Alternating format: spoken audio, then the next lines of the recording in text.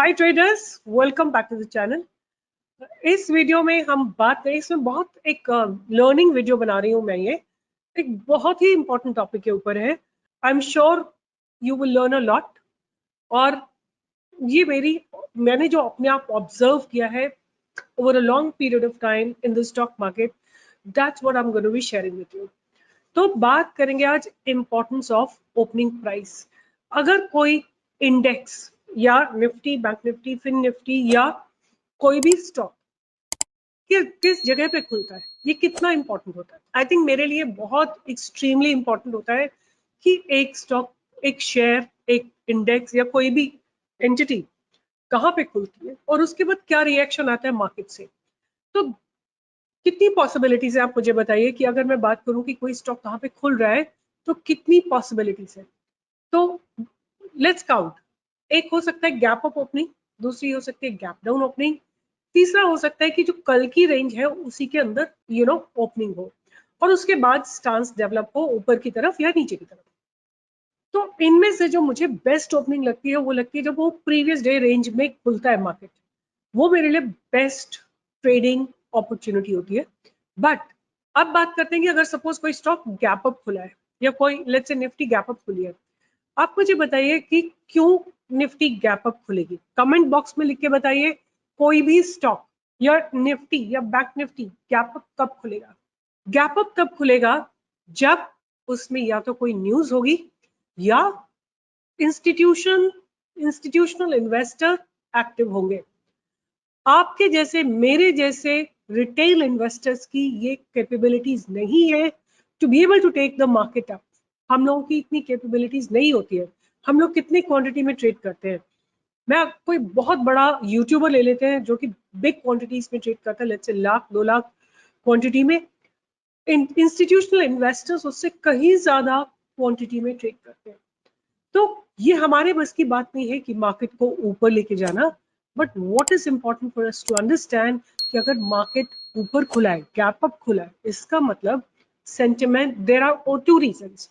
पहला रीजन ये है कि मार्केट में जो है उस स्टॉक के लिए, उस इंस्ट्रूमेंट के लिए सेंटिमेंट्स पॉजिटिव है।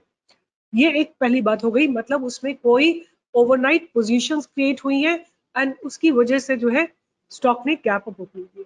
दूसरा रीजन ये हो सकता है कि इंटरनेशनल सिनेरियो बहुत पॉजिटिव है। जब इंटरनेशनल सिनेरियो पॉजिटिव होता है तो इफेक्ट पूरी स्टॉक मार्केट पे दिखता है और मार्केट गैप अप खुलता है। उसके बाद से हो सकता है थोड़ा रिवर्सल आ जाए। Now let me take you to the chart and from there I will explain you how important is market opening, right. कितनी इंपॉर्टेंट है मार्केट की ओपनिंग। आपके सामने निफ्टी है, राइट। ये निफ्टी का चार्ट है आपके सामने। आप नोटिस करेंगे कि जब भी गैप अप ओपनिंग होती है, ये गैप अप ओपनिंग है, राइट। मार्केट ने गैप अप ओपनिंग दी है। यू, मी एंड हमारे जैसे हजारों लाखों ट्रेडर्स भी ये गैप नहीं क्रिएट कर सकते। ये इंस्टीट्यूशनल एक्टिविटी है। These are all gaps that exist. Must remember कि कभी ना कभी जब रिवर्सल आएगा तो निफ्टी इन सारे गैप्स को फिल करने के लिए आएगी। इंडेक्स में कभी भी कोई गैप नहीं छूटता है, ये आपको याद रहना चाहिए। तो ये गैप्स अभी सारे फिल होंगे और जब निफ्टी में वो ड्रॉप आएगा आप लोग यूज कर सकते हैं और वो तब निफ्टी जरूर 18,890 को टच करने आएगी। बिकॉज ये जो गैप्स बिल्डअप हुए ना, ये सारे गैप्स को फिल होना पड़ेगा। अब बात करते हैं प्राइस की। तो मैं आपको शॉर्टर टाइम फ्रेम पे लेके चलती हूँ कि अगर कभी गैप अप ओपनिंग होती है, नोटिस करिए मैं 5 मिनट का टाइम फ्रेम लगा रही हूँ। जैसे आज देखेंगे, आज का चार्ट है। आज के चार्ट में आप देखिए कि हमारा गैप अप ओपनिंग हुआ है, ठीक है। किस लिए गैप अप ओपनिंग हुआ, we don't know why it happened, but मैंने 5 मिनट का चार्ट लगा रखा है और उसके बाद निफ्टी ने अपने आप को इसमें सस्टेन नहीं किया। This gap up Nifty could not sustain. जैसे ही लो ब्रेक होगा आप इसको शॉर्ट कर सकते हैं। कहां तक निफ्टी जाएगी, प्रीवियस सपोर्ट तक जाएगी। प्रीवियस सपोर्ट तक निफ्टी जाएगी और उसके बाद आपको एक और अपॉर्चुनिटी आती हुई दिखाई देगी, ठीक है। आपको मैं कुछ और दिखाती हूँ ताकि आपको ये पता लगे कि how important is morning range ना। यहाँ पे देखिए गैप अप ओपनिंग हुई है on 28 there is a gap up opening. ये गैप अप ओपनिंग हुई है, यहाँ से लेके मार्केट ने यहाँ पे ओपन दिया। ओपनिंग के बाद नीचे आई है, राइट? इसने कितने पॉइंट्स का ड्रॉप दिया है? ऑलमोस्ट लाइक यहाँ से करीब 40-50 पॉइंट्स का निफ्टी ने ड्रॉप दिया है। Very very important morning losses that one can see. But notice करिए ये जो लो है निफ्टी का, इसने उस लो को नहीं ब्रेक करा है। ये एक बहुत बहुत इंपॉर्टेंट फैक्टर है। आपको याद रखना है कि ये गैप किस लिए क्रिएट हुआ था? Why this gap was created? This gap was created because a lot of institutions are positive in Nifty. उसके बाद there could be some retailers as well जिन्होंने ये गैप अप एक्सपेक्ट करके अपनी पोजीशंस क्रिएट की होंगी and they are booking their profits. But institutions are not booking their profits. They are waiting for it to cool down and whenever now आप आराम से देखिए इस चीज को कि ये लो और ये लो दोनों एग्जैक्टली सेम है। अगर आपको इस तरह का सेम प्राइस रिजेक्शन एक जगह से दिखाई देता है विच इज मॉर्निंग रेंज, आप जैसे ही डे हाई ब्रेक होता है आप इसमें बाय कर सकते हैं। This is the importance of morning range. Gap up opening means positive stance. Low is not breaking means somebody is defending it, and that someone is not like you and me. That someone is basically institutional investor. And when the candle's high breaks, you can expect a really good move up. So this is how morning range can really play a big role in your trading. Same way out here, यहाँ पे देखते हैं इस जगह पे, तो आप अपने आप भी एक एनालिसिस कर सकते हैं, अपने टाइम फ्रेम को फिक्स कर सकते हैं और देख सकते हैं कि क्या होता है। ये मॉर्निंग रेंज है निफ्टी की, गैप अप ओपनिंग हुई है, राइट?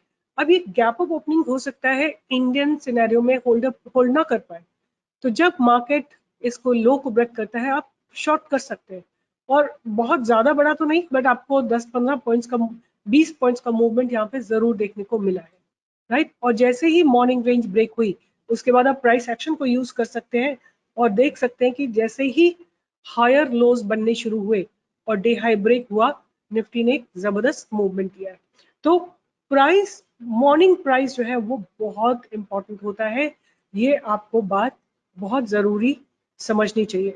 एक और चीज मैं आपको मॉर्निंग रेंज के बारे में बताना चाहती हूँ कि अगर पहली कैंडल बहुत बड़ी बन जाए then I am not interested in that stock. वो मुझे स्टॉक उसके बाद मेरे लिए बेकार हो जाता है। जैसे आज बजाज फाइनेंस की कैंडल, ये जो एक कैंडल बनी है, एक तो massive gap up, definitely the stance is positive, but ये खुद की कैंडल आप देखिए 626 टू 914, दैट मीन्स 300 पॉइंट्स की एक कैंडल है और 200 पॉइंट्स का गैप अप है।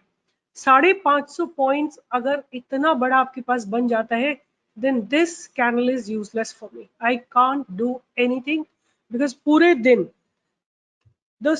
the value, this price could not cross the high of this candle. तो अब इम्पोर्टेंट चीज क्या है? एक तो कैसे ओपन हो रहा है और किस प्राइस पे ओपन हो रहा है। अगर 7-8% ऊपर आ रहा है इसका मतलब वो स्टॉक आपके लिए नहीं है। आपको क्या ढूंढना है? ओनली 1-1.5% गैप अप हो तो अच्छा है, और अगर बिल्कुल रेंज में खुले तो वो बहुत बढ़िया है। जैसे मैं आपको दिखाती हूँ आज के दिन कोई एक बहुत बढ़िया स्टॉक अगर आपको ढूंढना हो तो PNB was a very very good trade. क्यों बहुत बढ़िया स्टॉक था? इसने बहुत गैप अप नहीं खुला। जब स्टॉक खुला तो बहुत गैप अप नहीं था, almost at the same price जहां इसने कल क्लोज किया था वहां पे इसने ओपनिंग दी। उसके बाद स्टॉक ऊपर गया, उसी जगह से फिर रिजेक्शन लिया, फिर नीचे आया, फिर इसी जगह से रिजेक्शन लिया। This was a very good opening. Why? Because I wanted to utilise whatever movement comes into the stock, I wanted to use that. अब मैं, अगर ये स्टॉक ऑलरेडी 7.5% पे खुला है, what movement will I get in FNO? So this PNB was a very very good trade as per my trading style is concerned. It should be not massively gap up, and पहली candle का लो should not be broken, and then you can see how beautifully the breakout has come.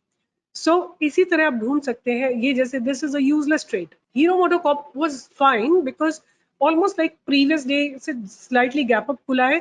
Let me find a good trade for you. Like Federal Bank was a very very good trade. आप लोग, I want to give you this exercise कि why Federal Bank was a good trade. सारे points जो मैंने video में discuss किए हैं, please write them down कि क्यों मुझे मेरे हिसाब से फेडरल बैंक एक बहुत अच्छा ट्रेड था। सारे पॉइंट्स आप लोग लिखिए और कहाँ पे एंट्री बनेगी, let me mark all the points for you. कहाँ पे एंट्री बनती है और क्या स्टॉप लॉस बनेगा, क्या टारगेट बनेगा, वो सारा आप लोग कमेंट बॉक्स में लिख सकते हैं।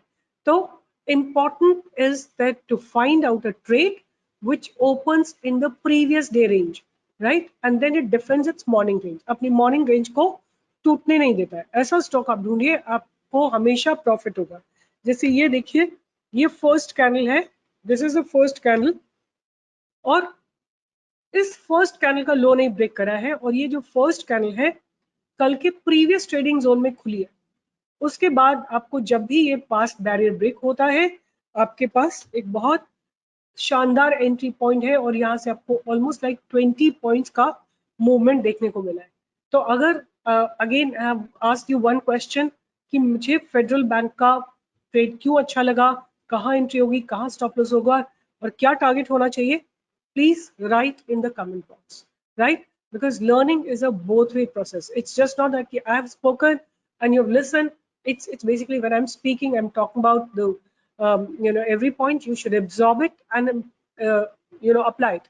Also, one more thing I want from you all, that find out a trade which exactly fulfills all the conditions that I've discussed. तो कल मैं आपके ट्रेड को भी डिस्कस करूंगी। अगर आप लोगों ने कोई अच्छा ट्रेड निकाला, I'll really discuss in tomorrow's video. And all 2-3 points जो मेरे दिमाग में about morning range, I will be talking about that. So all the best, take care, see you in the next video, bye bye, take care.